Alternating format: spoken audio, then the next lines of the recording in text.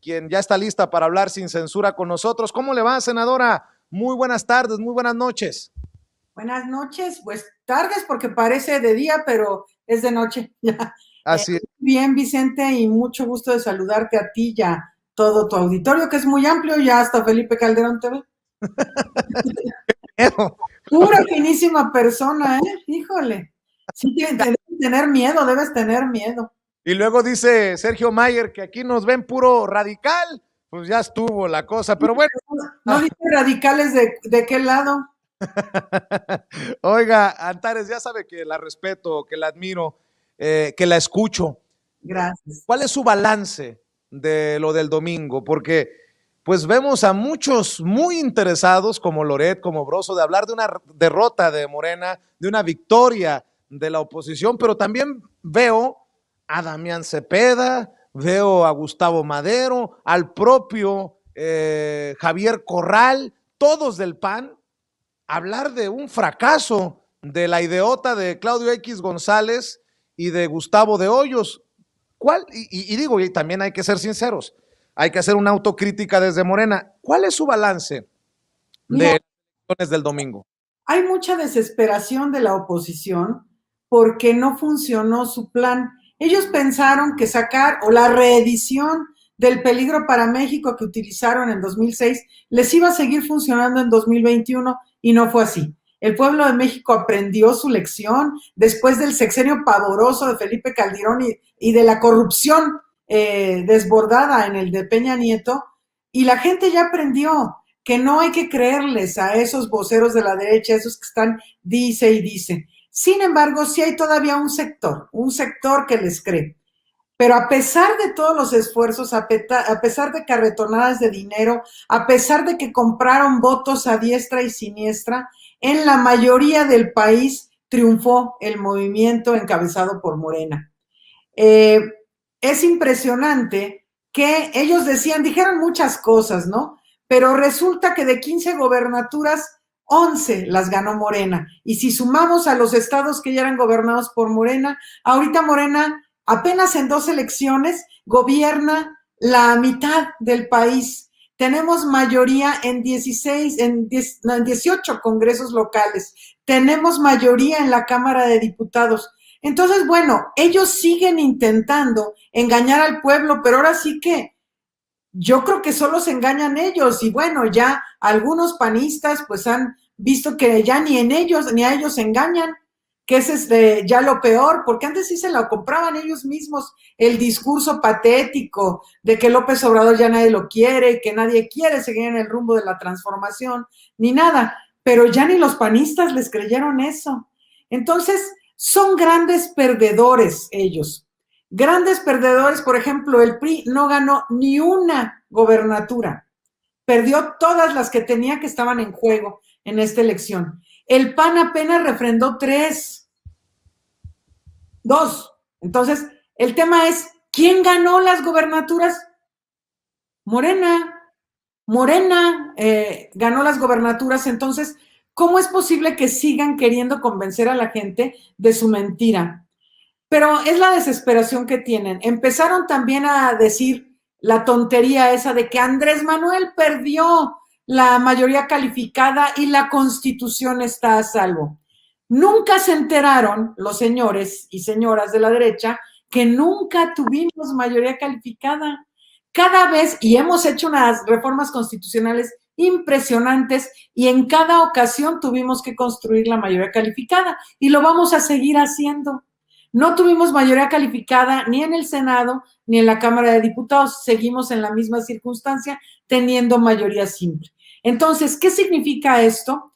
Que el presupuesto, que era uno de los temas que ellos querían agarrar, ¿verdad? Destrozar el presupuesto para ir en contra de los programas sociales, que fue lo que votaron en la Cámara de Diputados la vez pasada. Pero no le salió porque el presupuesto sigue a salvo. Con la mayoría simple de la Cámara de Diputados alcanza para aprobar el presupuesto.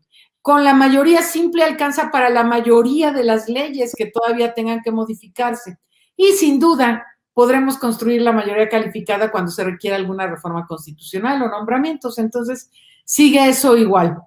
Entonces, pues mi balance es bueno, no quiere decir que no haya autocrítica que hacer con Morena. Ciertamente hay muchas cosas que derivaron del desorden del partido, de todo lo que sucedió en Morena previo a la elección, que tuvo que ver con la elección de la dirigencia y todos estos enconos que se generaron, un hiperpragmatismo que dañó la imagen de Morena en algunos lugares, incluida la Ciudad de México, y algunas decisiones que se tomaron mal desde la dirigencia, pero a pesar de todo, mira, Vicente, yo veo el ánimo de la gente, está en otro sentido, incluido Guanajuato, ¿eh? Aquí en Guanajuato que agandallaron todos los panistas, lo agandallaron otra vez con las mismas prácticas de siempre, a través de la compra de votos, y ahora utilizan también las amenazas, la intimidación de salir a votar porque la maña los va a afectar o cualquier tontería. Recurrieron a todas las tropelías y el foco fue en contra de Morena en Guanajuato. Pero en el resto del país a mí me ha tocado estar en Nayarit en los últimos meses y el ánimo de la gente es impresionante a favor del proyecto de la transformación. Y así ha sido en el resto de los estados. A pesar de que nos tumbaron candidatos a gobernadores, lo que nunca había sucedido, a pesar de todo el estorbo del INE, Morena ganó. Entonces, y sobre todo, más allá de que Morena ganó, nosotros no estamos por un tema electorero, ganó el pueblo de México en una voluntad de apoyar esa transformación que está en curso todavía, que todavía no concluye, y es muy clara la manifestación de la mayoría del pueblo de México. Entonces, obvio, están muy descompuestos. Y pues bueno, tienen mucho que perder porque han perdido muchos negocios al amparo del poder. Tan descompuestos, Antares, que seguramente esto quedará registrado en uno de los segmentos de Sin Censura. Están tan descompuestos que mientras Alito Moreno, por cierto, el PRI lo perdió todo, no se ganó ni a las canicas el PRI, mientras Alito Moreno habla de las bondades del PRI-PAN-RD, mientras hacen conferencia de prensa conjunta, Marco Cortés, Jesús Zambrano, Alito Moreno, por cierto, no mostraban una cara, un rostro de victoria, por decirlo de alguna manera. Yo leía a Gustavo Madero, a Javier Corral, a Damián Cepeda, es más, veía la cara de sepulturero con la que salía a dar la conferencia de prensa Yulen Rementería, el coordinador de los senadores del PAN, pero ya el colmo de los colmos fue leer a Diego Fernández de Ceballos, Antares. Me acaba de llegar este tuit, me dio penita, la verdad, dije ternurita, el jefecito Diego terminó reducido a esto. Diego Fernández de Ceballos, resucitado del Team Mumra, como le dice Jairo Calixto Albarrán, dice: 30 millones votaron por López Obrador para que resolviera problemas, no para culpar al pasado, pero ha preferido sembrar cizaña, destruir y generar 10 millones más de pobres. Resultó gallo enano que en querer y no alcanzar se le pasa todo el año. Pues no suena muy victorioso que digamos el tuit de Diego Fernández de Ceballos. ¿Entendió el que entendió, senadora? Así es, están muy desesperados. Y hay que alertar a la población y por eso es muy bueno el papel que tú juegas y por eso la derecha arremete contra ti, Vicente, porque aquí efectivamente como el programa tiene su nombre Sin Censura, así te pronuncias y nos pronunciamos quienes somos invitados a poder platicar para tu auditorio. Y estos medios son tan relevantes porque compensan el desastre de la prensa pagada, de los chayoteros, de la gente que está desesperada por volver a tener privilegios al amparo del poder. Y bueno, ellos han perdido mucho. Mira, de veras, pues sí, pobrecitos, Vicente, porque mira, perdieron los negocios, perdieron los moches, perdieron el control y el miedo, perdieron la oportunidad de seguir haciendo una política alejada del pueblo. Pero hasta la dignidad, Antares. No, bueno, esa la tenían perdida antes. Esa la perdieron hace mucho, pero además, en esta elección en particular, ¿te acuerdas que nosotros siempre dijimos, pero además lo dijimos desde hace más de una década, que existía el PRIAN? Y luego el PRIAN se hizo PRIAN-RD y ahora se oficializa en esa alianza patética que ni los militantes de los unos ni de los otros están de acuerdo. Entonces, ya ni adentro se quieren. A los de arriba sí se quieren mucho, porque eso siempre se han hablado al oído y siempre han comido del mismo plato. Pero pues no les alcanza para parar la transformación que va a seguir adelante con el apoyo del pueblo de México. Y hay que recordar, además, la virulencia sigue porque el 1 de agosto será la primera consulta popular de este gobierno para ver si se enjuicia o no a los expresidentes. Entonces, pues ahí, imagínate todas las colas que hay que pisar en ese sentido. Entonces, obvio, están muy descompuestos. Así es, y se vendrán más ataques luego del enroque anunciado por el presidente Andrés Manuel López Obrador. Anuncia un nuevo secretario de Hacienda y Crédito Público, anuncia que Arturo Herrera, el actual secretario de Hacienda y Crédito Público, se va como su gallo como gobernador al Banco de México. Ustedes tendrán al final que ratificar esta propuesta del presidente, ¿no, Antares? Es muy importante que la gente vea cómo en este movimiento que se da para enviar una propuesta para gobernador del Banco de México, se ratifica que la política económica seguirá siendo de disciplina, de ahorro, de austeridad, para poder canalizar la mayor cantidad de recursos en favor del pueblo de México. Ramírez de la O es un personaje que ha acompañado a Andrés Manuel desde las luchas hace muchos años, y Arturo Herrera ha hecho un extraordinario papel como secretario de Hacienda.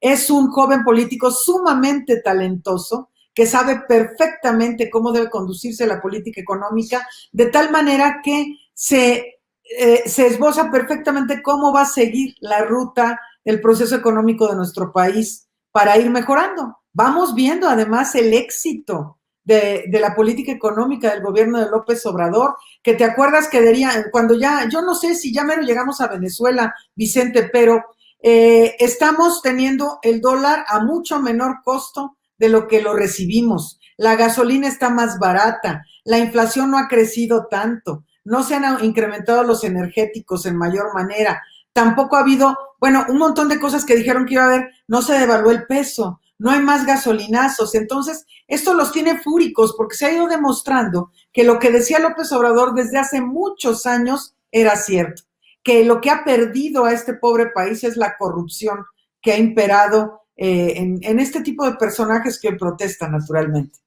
Así es, y estaba viendo que hay que hablar también de la ley de educación financiera, senadora. Esta ley, fíjate que es una propuesta de una senadora del PAN y la aprobamos nosotros ya hace algunos meses en la Comisión de Educación y se aprobó en una de las últimas sesiones del periodo. Y está bien, porque nosotros hicimos una reforma educativa muy amplia, muy importante, y esto se suma a todos los saberes que se tienen que incorporar, porque también la gente del pueblo de México tiene que saber administrar los recursos de los que dispone, que puedan tener una cultura en ese sentido, y por eso aprobamos esa reforma.